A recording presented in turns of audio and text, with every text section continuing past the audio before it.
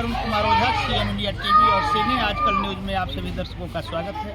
मैं अभी संदेश भोजपुर बिहार के उत्क्रमित मध्य विद्यालय चेला में हूँ। यहाँ पूर्व प्रभारी प्रधानाध्यापक राजदेव राम जी का ये विदाई समारोह का मौका है। विदाई समारोह में कई गणमान्य लोग यहाँ उपस्थित होंगे। अब हम यहाँ जानते हैं, चलिए अब विदाई समारोह की ओर चलते हैं, देखते हैं वहाँ क्या पोजीशन है, क्या हो रहा है, छात्र छात्रा शिक्षकों का क्या मंतव्य है। तो अब आइए इससे संबंधित जानकारी लेते हैं। लेकिन प्रोग्राम में काफी विलम्ब हो रहा है, इसलिए सभा के व्यवस्था के लिए याद करने के लिए मैं रविंद्र शाह के नाम को प्रस्तावित करता हूँ। और सबसे पहले मलापन का प्रोग्राम शुरू होगा, इसके बाद फिर मलापन चलेगा, अस्सी बजे का प्रोग्राम चलता रहेगा। कृपया लोग शांति बनाकर रहें और प्रोग्राम देखते हैं। रविंद्र साहब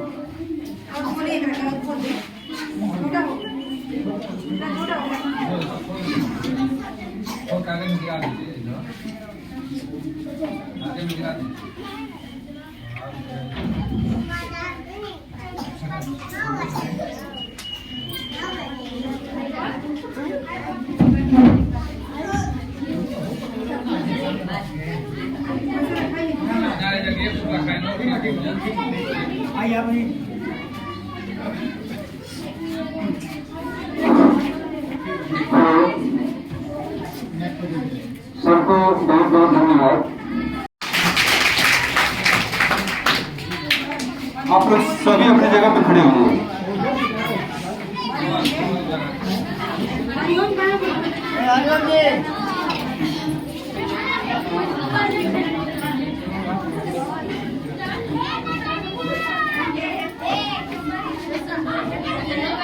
थोड़ा सा सर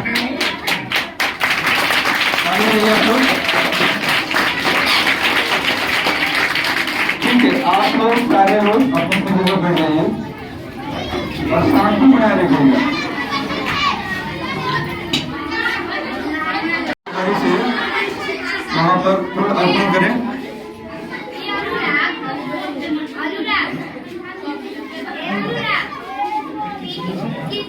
करें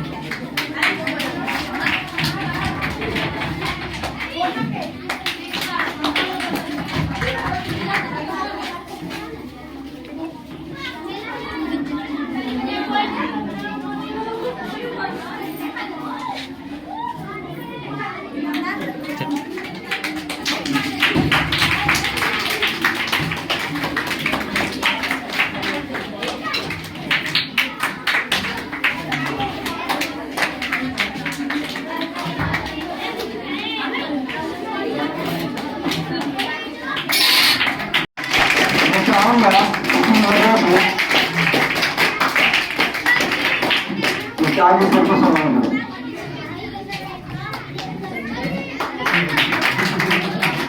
चालू बजाते रहे। ये हमारे कृष्ण मोहन सर हैं, जो कन्या मध्य विद्यालय के प्रचार्य हैं। तो सर के लिए भी एक जोरदार ताली होनी चाहिए। अब हमारे विद्यालय के हमारे दलीय शिक्षक हैं राजेश कुमार पांडे जी को जहाँ जी गोभी आके सबको सम्मान करें।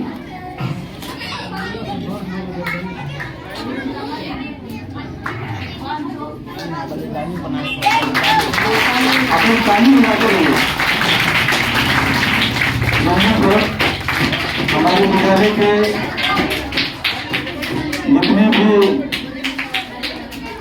सभी वर्ग हैं उसको सम्मान करने में उनकी अहम भूमिका है।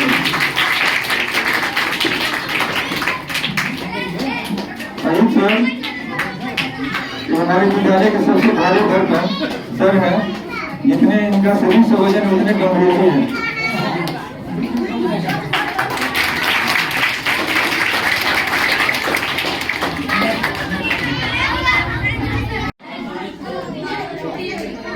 विद्या के इस मंदिर में सबका स्वागत है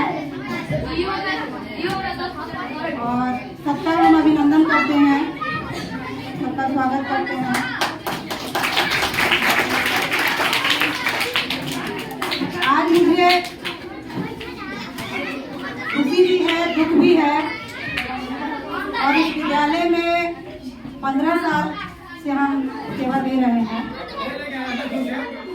आज मुझे सर जाते जाते अपना स्थान दे गए, इसके लिए सर को बहुत बहुत धन्यवाद।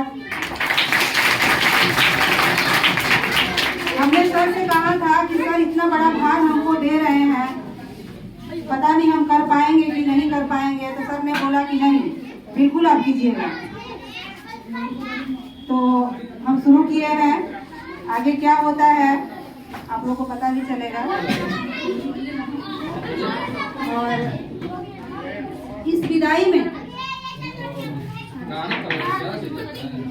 मैं सचिव महोदय से आग्रह करूंगी, और इन्हीं का देन है कि ये विदाई समारोह आज यहाँ शुरू हुआ है। इसके पहले यहाँ किसी का विदाई समारोह नहीं हुआ था। ये हमारे लिए बहुत ही हर्ष की बात है, खुशी की बात है। एक बार सचिव महोदय के लिए जोरदार ताली हो जाए। इन्हीं की उपयुक्तता है और इन्हीं का देन है कि आज हम लोग विदाई समारोह कर रहे हैं। इसके पहले जिला स्कूल में कभी विदाई नहीं हुआ था। कितने यहाँ से टीचर गए, लेकिन ये सूझ और ये दिमाग इन्होंने लगाया। इस बात का हमें बहुत ही खुशी है और उनको तहे दिल से हम विद्यालय शिक्षा समिति, जब भी आप लोग आइएगा बैठक में, तो आप लोग इस बात का आग्रह जरूर कीजिएगा कि विद्यालय या फिर कोई शिकायत है आपको विद्यालय से, उस बैठक में जरूर कीजिए, ताकि हम उसका समाधान करें। हो सकता है कि गलतफहमी में हम कुछ गलत कर गए, हमको समझ में नहीं आया। तो ये विद्यालय जो है ये सबका है, बच्चों का है, शिक्षक का है, शिक्षा समिति का है, अभिभावक का है।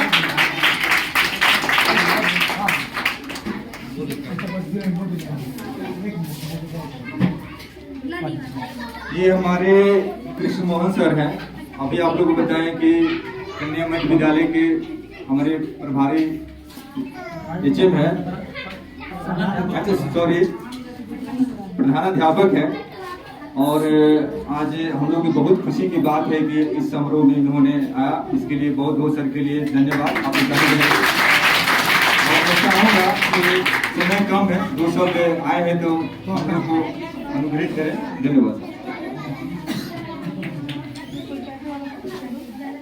इस विदाई सम्मान समारोह में उपस्थित हमारे सभी गुरुजन, मीडिया बंधु, सभी छात्र छात्राएं, प्राइवेट स्कूल में पढ़ाते हैं, जिसके पास पैसा नहीं हो सरकारी स्कूल में, तो क्या हम पूछना चाहते हैं कि क्या सरकारी स्कूल में जो टीचर हैं वो अनुभवी नहीं है, उनके पास क्वालिटी नहीं है? बिल्कुल है। ये हमारी सोच की सिर्फ अंतर है।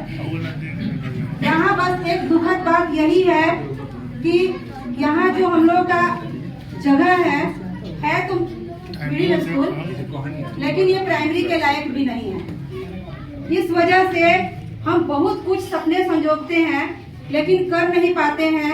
लेकिन कब तक हम उस सपनों को ठुकराते रहेंगे और रोते रहेंगे? जितना है उतना में ही चाहते हैं कि हमारे जो बच्चे हैं प्राइवेट स्कूल से भी आगे जाएं। ऐसा क्यों बोल रही हैं मैडम कि यहाँ प्राथमिक विद्यालय के लायक भी नहीं है? क्या कारण है? इसलिए बोल रहे हैं सर कि यहाँ जो ये रूम है, क्लासरूम है, मात्र 2 है। अच्छा। अब आप सोच सकते हैं कि 2 रूम में 1 से 8 तक के बच्चे को हम कैसे एडजस्ट करते हैं। और मैं आपको बता दूं और आप इसको उजागर कीजिएगा, हम उजागर करने के लिए ही बोल रहे हैं कि यहाँ पे व्यवस्थावश हम 3 से 5 तक के बच्चों को इस रूम में बैठाते हैं।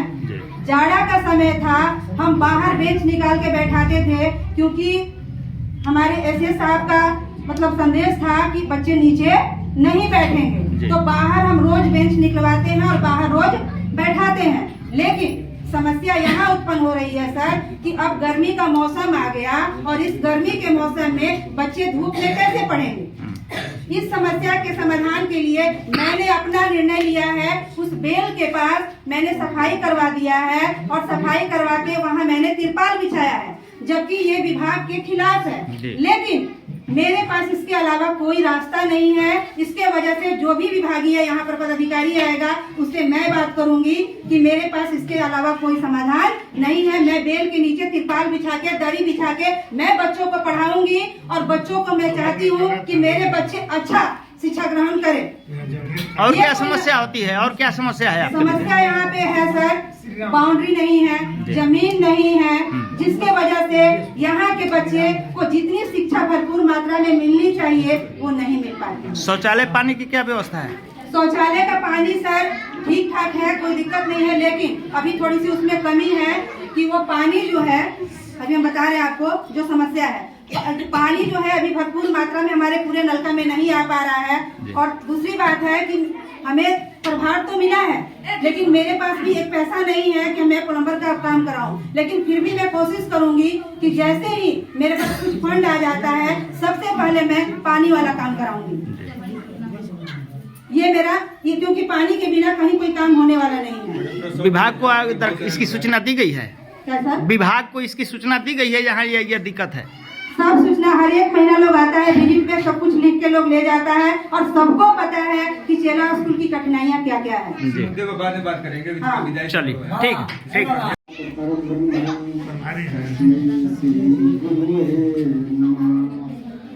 अखंड मंडलाकारं व्याप्तमेन चराचरं तत्पदं दर्शिनं येन तस्मै श्री गुरवे नमः।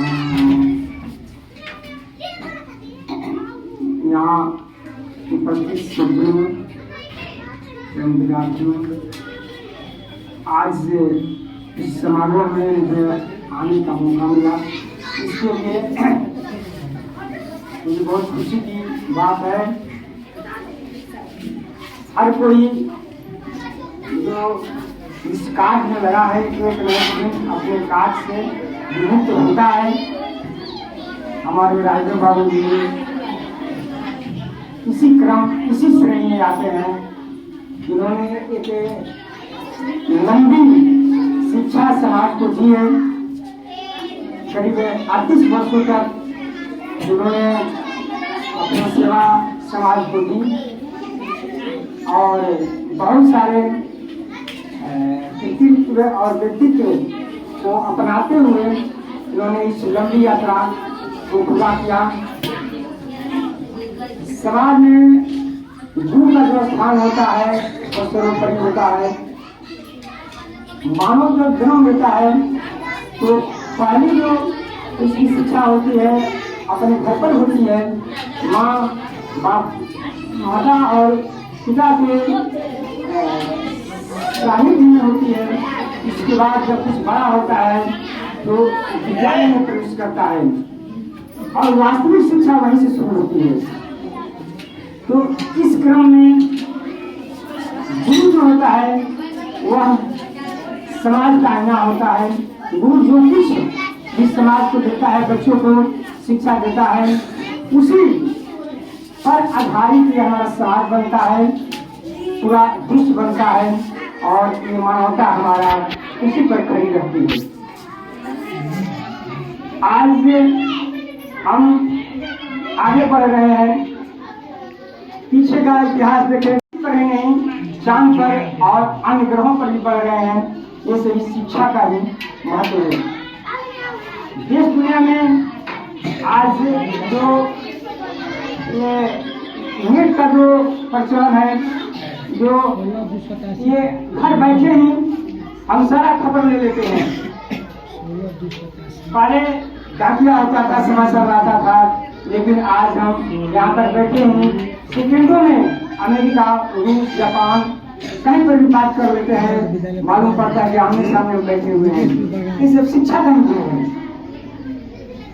तो शिक्षा जो है हमारा आधार है, हमारे समाज की रीढ़ है और हमें इस पर चलना चाहिए। हमें गुरुओं का सम्मान करना चाहिए। गुरु यदि सम्मानित होंगे समाज द्वारा तो वो समाज आगे बढ़ेगा और गुरु भी जो है जो कार्य मिला है उस कार्य को दायित्व के साथ निभाएंगे। और जो है अधिक समय नहीं लेना चाहूँगा।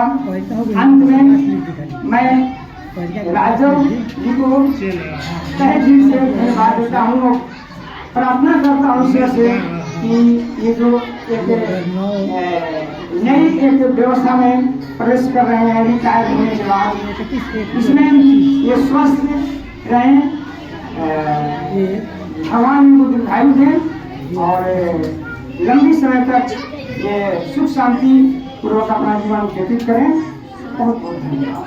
हमारे बड़े भाई रविंदर जी, मैं इनको अपने तरफ से बधाई देता हूँ। आज हम लोग विदाई सह सम्मान समारोह में एकत्रित हुए हैं। हमारे विद्यालय परिवार भी एकत्रित हुआ है। मैं चाहूँगा कि यही सिलसिला आगे की ओर लगातार चलती रहे और राज्य सर का जो ये लंबी यात्रा रही संतोषप्रद रही। इनकी सेवा काल में बहुत से बच्चे पढ़े लिखे और आगे की ओर बढ़े और इनका आज 31 जनवरी 2025 को इनका ये सेवानिवृत्त हो रहे हैं। और मैं अपनी तरफ से चाहूँगा कि जाते जाते भी इनका जीवन काल लंबी रहे, दीर्घायु रहे। मैं इतना ही कहकर अपने वाणी को विराम।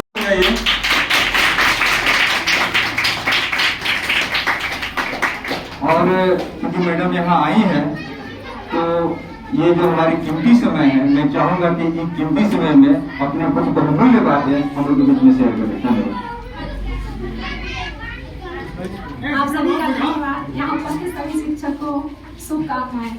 जैसा कि यहाँ हम लोग सभी समारोह में उपस्थित हुए हैं और जब मैं पहली बार अपने स्कूल अखूड़ा में आई थी योगदान देने के लिए, 17 नवंबर की बात है 2023 का, तो सबसे पहले हमारी मुलाकात राजदेव सर से ही हुई थी। और मैंने जब इनको पहली बार देखा तो शिक्षक जरूर थे, लेकिन मुझे इतने पिता का रूप लगा और मैं तभी से इनके चरणों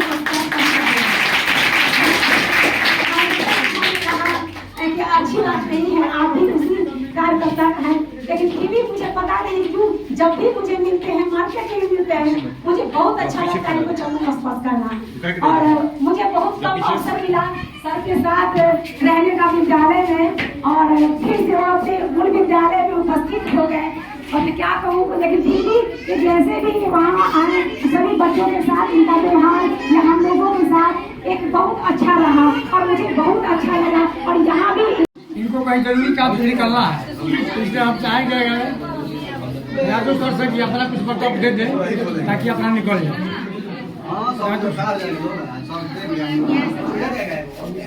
आप अपने उपलब्धि के संबंध में बताइए सर कि कहाँ कहाँ रहे, कब से नियुक्ति हुई, छात्रों को क्या कहना चाहेंगे, शिक्षकों को क्या संदेश देना चाहेंगे, इसके संबंध में आप हमारी प्रथम नियुक्ति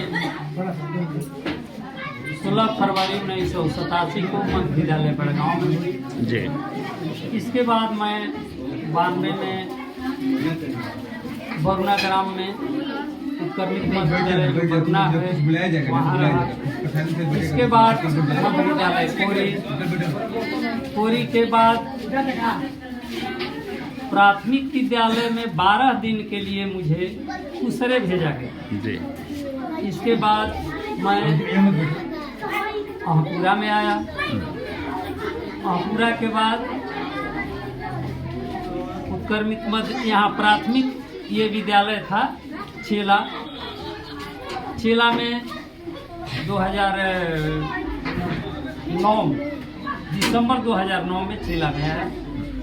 उस समय जो हमारे पांडे जी थे बहुत इच्छुक थे कि इसको मध्य विद्यालय बनाया जाए।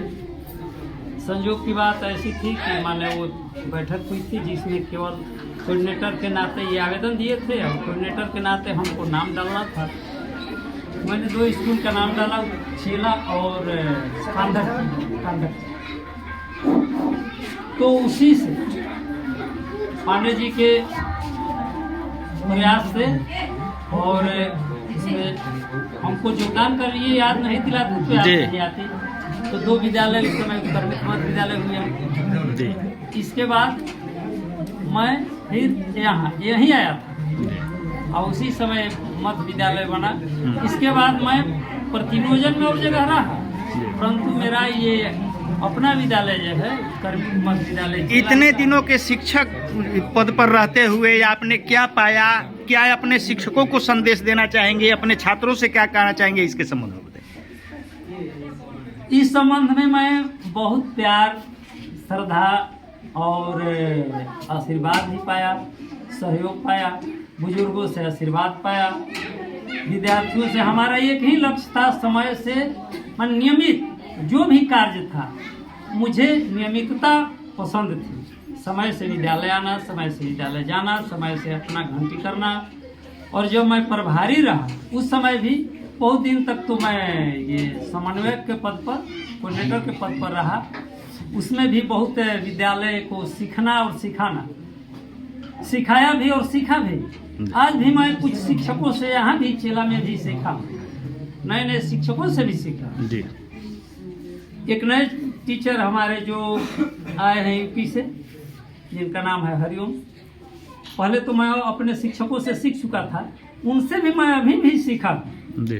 बहुत चीज़ें मैं उनसे भी सीखा हूँ, जो कि अभी नया है। तो ये जीवन जो होता है, जीवन और शिक्षा, ये जीवन भर चलता रहता है। मैं बहुत कुछ सीखा शिक्षकों से, और सिखाने में भी, बताने में भी मैं कंजूसी नहीं करता हूँ। अब शिक्षकों को क्या कहना चाहेंगे आप?